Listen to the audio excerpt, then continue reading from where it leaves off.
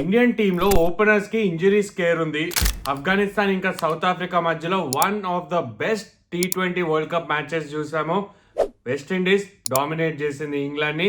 ఇదంతా కూడా ఈ వీడియోలో నేను ఎక్స్ప్లెయిన్ చేస్తాను. Welcome to power play. నేను మీ అన్మా విహారీ.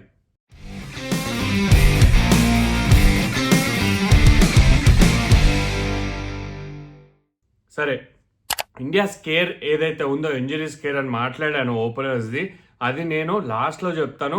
ఫస్ట్ థింగ్ ఫస్ట్, ఎలా అయితే ఆఫ్ఘనిస్తాన్ సౌత్ ఆఫ్రికా మధ్యలో ఆ మ్యాచ్ జరిగిందో మొత్తం మ్యాచ్ గురించి ఎక్స్ప్లెయిన్ చేయను. కానీ ఆ మ్యాచ్లో జరిగిన ఇన్సిడెంట్స్, కీ మూమెంట్స్ ఏదైతే జరిగిందో, as first inning South Africa Quinton de Kock ఇంకా రికిల్టన్ బాగా ఆడారు, స్కోర్ సెటప్ చేశారు, ఇంకా ఎక్కువ స్కోర్ రావాల్సింది, మధ్యలో అక్కడ తడబడ్డారు, అదంతా ఓకే. ఎప్పుడైతే ఆ టార్గెట్ చేసేస్తున్నారో, గుర్బాజ్ అద్భుతంగా ఆడాడు. తను అవుట్ అయిన తర్వాత కొంచెం తడబడ్డారు. లాస్ట్లో నూర్ యాక్చువల్లీ ఆ లాస్ట్ ఓవర్ ఒకసారి డీటెయిల్గా ఎక్స్ప్లెయిన్ చేస్తా వినండి. రబడా వేస్తున్నాడు లాస్ట్ ఓవర్, అక్కడ ఫస్ట్ బాలే అవుట్ అయ్యాడు, అక్కడ నూర్ నో బాల్ అయింది. అక్కడ లాస్ట్ ఓవర్లో మీరు అంత ఎక్స్పీరియన్స్ బౌలర్ T20 ఫార్మాట్లో మీరు డిఫెండ్ చేసుకుంటున్నప్పుడు లాస్ట్ వికెట్ నో బాల్ వేయడం ఒక క్రైమే, లిటరల్గా ఒక క్రైమ్ అనే చెప్పాలి. రబడా చేశాడు. అంత ఎక్స్పీరియన్స్ బౌలర్ కూడా మీరు ఇది ఆలోచించాల్సింది ఏంటంటే, వీళ్ళు ప్రొఫెషనల్ క్రికెటర్స్. ఎంత ప్రొఫెషనల్ క్రికెటర్స్ అయినా వీళ్ళు humans. End of the day వాళ్ళతో కూడా మిస్టేక్స్ జరుగుతాయి. సో ఎప్పుడైనా జూనియర్ లెవెల్లో కానీ లేకపోతే ఫస్ట్ క్లాస్ క్రికెట్లో కానీ మిస్టేక్స్ జరుగుతున్నప్పుడు మనకు అర్థం చేసుకోవాల్సింది ఏంటి అంటే, అందరితోటి ఇలాంటి మిస్టేక్స్ జరుగుతాయి. ఆలోచించండి, వరల్డ్ కప్ స్టేజ్లో ఎవ్రీథింగ్ ఆన్ ద లైన్. ఎందుకంటే అక్కడ ఆఫ్ఘనిస్తాన్ గెలిస్తే సౌత్ ఆఫ్రికాకి మస్ట్ విన్ మ్యాచ్ అయిపోయేది వర్సెస్ న్యూజిలాండ్. లేకపోతే Afghanistan would have had a better chance of qualifying. వాళ్ళ మిగతా 2 మ్యాచెస్ చిన్న టీమ్స్తోనే ఉన్నాయి కాబట్టి వాళ్ళు క్వాలిఫై అయ్యే ఛాన్సెస్ ఉండేవి. కానీ అక్కడ కగిసో రబాడా ఒక నో బాల్ కాదు, ఆ ఓవర్లో 2 నో బాల్స్ వేశాడు లాస్ట్ ఓవర్లో. అండ్ అక్కడ వీళ్ళు ఆఫ్ఘనిస్తాన్ సైడ్ కూడా మిస్టేక్ ఉంది. 3 balls 2 runs to win. Noor ఆ షాట్ ఆడాడు, ఆ ఫ్రీట్లో ఆ షాట్ ఆడాడు, ఫ్రీట్లో అవుట్ అయ్యే ఛాన్స్ ఓన్లీ 1 వే ఉంది, అది కూడా రన్అట్. మీరు 3 balls 2 runs ఉంది, ఎస్ ఆ షాట్ ఆడారు. ఒకవేళ మీ ఆపోజిట్ బ్యాటర్ ఎవరైతే ఫరూకీ ఉన్నాడో, తను ఒకవేళ క్విక్గా పరిగెట్టలేకపోతే అర్థం చేసుకోవాలి. ఫరూకీని కూడా అక్కడ మిస్టేక్ చూడండి. మీకు తెలుసు మీరు 2 runs కావాలి, ఫాస్ట్గా పరిగెట్టాలి, స్టార్ట్ తీసుకొని క్విక్గా పరిగెట్టి, పోనీ పరిగెట్టలేకపోయినా కూడా లాస్ట్లో డైవ్ వేయాలి. మీరు world cup is on the line. ఓడిపోతే అయిపోయింది టోర్నమెంట్ వాళ్ళకి, ఆఫ్ఘనిస్తాన్కి. అలాంటి టైంలో కూడా డైవ్ వేయలేదు. ఇవన్నీ కూడా చిన్న చిన్న మిస్టేక్స్ మ్యాచ్ కాస్ట్ అయింది ఆఫ్ఘనిస్తాన్కి. డైవ్ వేయలేదు, సూపర్ ఓవర్కి వెళ్ళింది. ఫస్ట్ సూపర్ ఓవర్లో అక్కడ చూస్తే సౌత్ ఆఫ్రికా ఫస్ట్ బ్యాటింగ్ చేసింది, వాళ్ళు 17 runs టార్గెట్ ఇచ్చారు. ఇన్ఫ్యాక్ట్ ఆఫ్ఘనిస్తాన్ ఫస్ట్ బ్యాటింగ్ చేసింది, ఎందుకంటే ఆఫ్ఘనిస్తాన్ సెకండ్ బ్యాటింగ్ చేసింది కాబట్టి వాళ్ళు ఫస్ట్ బ్యాటింగ్ చేయాలి. సో అందుకనే మ్యాచ్లో సెకండ్ బ్యాటింగ్ చేశారు, ఇక్కడ సూపర్ ఓవర్లో ఫస్ట్ బ్యాటింగ్ చేశారు. ఆఫ్ఘనిస్తాన్ 17 runs టార్గెట్ ఇచ్చింది. అక్కడ బ్రెవిస్ వచ్చి ఒక 6 కొట్టాడు. దాని తర్వాత Stubbs 1 ball 7 runs to win, అక్కడ 6 కొట్టడం జరిగింది. ఫరూకీ ఆ యార్కర్ వేసే ప్రయత్నంలో 6 వెళ్ళిపోయింది. మళ్ళీ ఇంకొక సూపర్ ఓవర్. సరే, ఇప్పుడు అసలైన మిస్టేక్ ఇక్కడ ఆఫ్ఘనిస్తాన్ చేసింది ఏంటో నేను చెప్తాను. వాళ్ళు ఉమర్ జైక్ బౌలింగ్ ఇచ్చారు, అదంతా ఫైన్.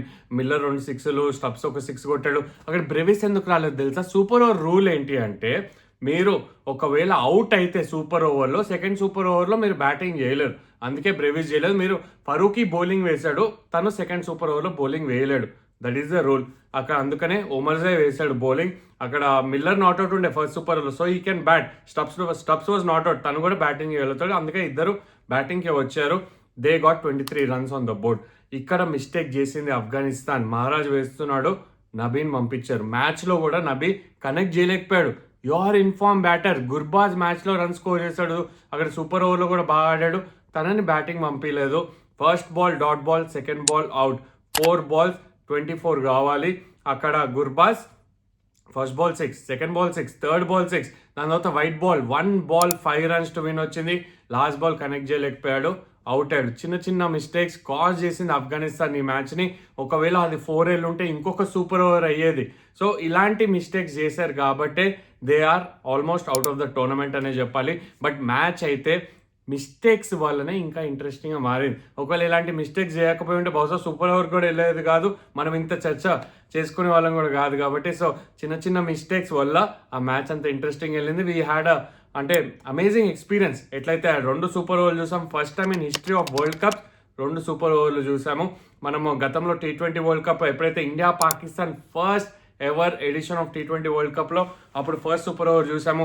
2019 వరల్డ్ కప్ ఫైనల్ మీకు గుర్తున్నట్టయితే అప్పుడు న్యూజిలాండ్ ఇంకా ఇంగ్లాండ్ మధ్యలో అదొక సూపర్ ఓవర్, సూపర్ ఎక్సైటింగ్ అని నచ్చింది ఆ మ్యాచ్. అండ్ ఈ మ్యాచ్ ఎవరు కూడా మర్చిపోరు ఎలా అయితే ఫినిష్ అయింది. Ahmedabad and tight finishes. మీకు రింకు సింగ్ వర్సెస్ యజ్దార్ గుర్తున్నట్టయితే ఎట్లయితే ఆ మ్యాచ్ 30 రన్స్ స్కోర్ చేశాడు రింకు సింగ్ ఫైనల్ ఓవర్లో. సంథింగ్ ఇస్ దేర్ అహ్మదాబాద్ గ్రౌండ్లో ఆ last over finishes, tight finishes అనే ఎక్సైటింగ్ మ్యాచెస్ అయితే జరుగుతున్నాయి.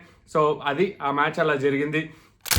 వెస్టిండీస్ అండ్ ఇంగ్లాండ్ మ్యాచ్ గురించి మాట్లాడితే మీరు గమనించారో లేదో, వెస్టిండీస్ వికెట్స్ పడిన తర్వాత కూడా వాళ్ళు ఎలా అయితే 190 చేరుకున్నారో వెరీ వెరీ కమాండబుల్. అక్కడ రాస్టన్ చేజ్ని మెచ్చుకుంటా, జేసన్ హోల్డర్ని మెచ్చుకుంటా. రూథర్ఫోర్డ్ గురించి మాట్లాడతాను.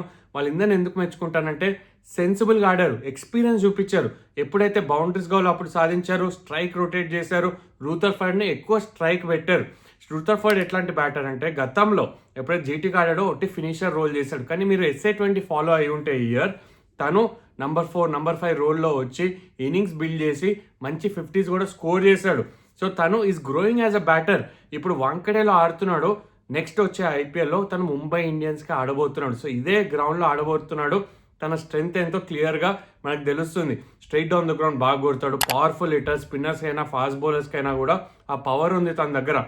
బెస్ట్ థింగ్ ఏంటంటే తను ఫస్ట్ 10 balls టైం తీసుకున్నాడు. 10 balls 10 runs, ఎక్కువ షాట్స్ ఆడలేదు. దాని తర్వాత ఎప్పుడైతే తన రేంజ్లో పడినాయో అప్పుడు 6s కొట్టాడు, 7 6s కొట్టాడు, 2 4s మాత్రమే. దాన్ని బట్టి అర్థమవుతుంది తన పవర్ ఎంత ఉందనేది. ఇంగ్లాండ్ బ్యాటింగ్కి వచ్చినప్పుడు సాల్ట్ మంచి స్టార్ట్ అందించాడు పవర్ ప్లేలో. యాక్చువల్గా ఇంగ్లాండ్ వేర్ వే హెడ్. తర్వాత షెపర్డ్ ఆ ఇంపార్టెంట్ బ్రేక్ త్రూ అందించాడు. దాని తర్వాత స్పిన్నర్స్, వెస్టిండీస్ స్పిన్నర్స్ అక్కడ ఇంగ్లాండ్ బ్యాటర్స్ని కట్టడి చేస్తారు. 6 wickets తీశారు ముగ్గురు మధ్యలో. అక్కడ గుడకేష్ మోటీ 3 wickets తీశాడు, Akeal Hosein 1 wicket and Roston Chase కూడా 2 important wickets తీశాడు. కాబట్టి సో ఓవరాల్గా వెస్టిండీస్ ప్లానింగ్ మెచ్చుకుంటాను, వాళ్ళ ఎగ్జిక్యూషన్. అండ్ మోస్ట్ ఇంపార్టెంట్లీ మీరు ఈ టోర్నమెంట్లో గమనించాల్సింది ఏంటంటే 15 matches జరిగినాయి ఇప్పుడు దాకా. దాంట్లో 10 matches ఫస్ట్ బ్యాటింగ్ వాళ్ళు గెలిచారు. ఇది కోఇన్సిడెన్స్ కాదు. ఎందుకు గెలిచారో నేను చెప్తాను, రీజన్ చెప్తాను వినండి ఈ వీడియోలో. ఎందుకంటే మనం జరుగుతుంది ఫిబ్రవరిలో, డ్యూ ఉండదు ఎక్కువ. డ్యూ ఎప్పుడు వస్తుంది? ఎప్పుడైతే ఎక్స్ట్రీమ్ వెదర్స్, డే టైంలో వేడిగా ఉండి నైట్ టైం కూల్ అయినప్పుడు అప్పుడు డ్యూ వస్తుంది. కానీ ఫిబ్రవరిలో మంచిగా ప్లెజెంట్ వెదర్ ఉంటుంది through out the day most of the ఏరియాస్లో. అందుకనే ఎక్కువ డ్యూ ఉండదు, వెదర్ డిఫరెన్స్ ఎక్కువ ఉండదు కాబట్టి డ్యూ రాదు. అందుకనే ఇది డొమెస్టిక్ సీజన్ ఎండ్ కూడా. మీరు ఇండియాలో మోస్ట్ ఆఫ్ ద గ్రౌండ్స్లో డొమెస్టిక్ సీజన్ జరుగుతుంది. ఇప్పుడు సపోజ్ అహ్మదాబాద్లో గుజరాత్ ఆడుతుంది, లేకపోతే అహ్మదాబాద్లో సయ్యద్ ముష్తాక్ అలీ ట్రోఫీ అయింది. సో అక్కడ వికెట్స్ అనేది కొంచెం టైర్డ్గా ఉంటాయి, అంటే స్పిన్నర్స్కి ఎక్కువ అనుకూలంగా ఉంటుంది. శ్రీలంకలో ఆబ్వియస్లీ స్లో వికెట్స్ చూస్తాం, పెద్ద గ్రౌండ్స్ చూస్తాము. సో మోస్ట్ ఆఫ్ ద వెన్యూస్లో ఈవెన్ ఢిల్లీ ఆడుతుంది అక్కడ ఢిల్లీ గ్రౌండ్లో. సో ఇవన్నీ కూడా చూస్తాం కాబట్టే అక్కడ స్లో వికెట్స్ వల్ల first batting runs on the board. మీరు వేరే ప్లేయర్స్ అందరూ కూడా వాళ్ళకి ఫ్లాట్ వికెట్ డ్యూ వచ్చి ఆ బ్యాటింగ్ చేయడం అలవాటు అయిపోతుంది. అండ్ 11 o'clock స్టార్ట్ మ్యాచెస్ చూస్తున్నాం, 3 o'clock మ్యాచెస్ చూస్తున్నాం. సో అలాంటి మ్యాచెస్లో స్లోనెస్ ఆఫ్ ద వికెట్లో వాళ్ళు చేజ్ చేసేటప్పుడు ప్రెషర్లో అవుట్ అవుతున్నారు. అందుకే 15 matchesలో 10 matches బ్యాటింగ్ ఫస్ట్ టీమ్స్ గెలిచినాయి. ఐ వోంట్ బి సర్ప్రైజ్ ముందు మ్యాచెస్లో స్పిన్నర్స్ ఎక్కువ గేమ్లో వస్తారు అండ్ టాస్ గెలిచి క్యాప్టెన్స్ బ్యాటింగ్ ఎంచుకుంటారు. Maybe that will happen in the future నాకు అనిపిస్తుంది. సో ఇండియన్ టీంలో ఏదైతే ఇంజరీస్ కేర్ అని చెప్పానో, అభిషేక్ శర్మ హాస్పిటలైజ్ అయ్యాడు, తను డిశ్చార్జ్ చేశారు. కానీ ఈ మ్యాచ్ అగేన్స్ట్ నమీబియా ఆడాడు అని మోస్ట్లీ వార్తలు వస్తున్నాయి. సెకండ్ ఏంటంటే ఇషాన్ కిషన్కి నిన్న నెట్స్లో ఆడుతున్నప్పుడు బుమ్రా యార్కర్ దాకిందంట. యెట్ టు సీ తన రిపోర్ట్ ఏంటి, తను ఆడతాడా లేదా అనేది. Sanju Samson might come in place of Abhishek Sharma ఈ మ్యాచ్లో. మరి ఒకవేళ ఇషాన్ కిషన్ కూడా అవైలబుల్ లేడు అంటే ఎవరు ఓపెన్ చేస్తారు? మేబీ తిలక్నే ఓపెన్ చేపిస్తారా, లేకపోతే వాషింగ్టన్ సుందర్ ఆడి తను ఓపెన్ చేయమంటారా? So we have to wait and watch ఏం చేస్తారు అనేది. బట్ సంజు శాంసన్ ఆడితే it's a second opportunity for him. It's a very very crucial match అవుతుంది తనకి.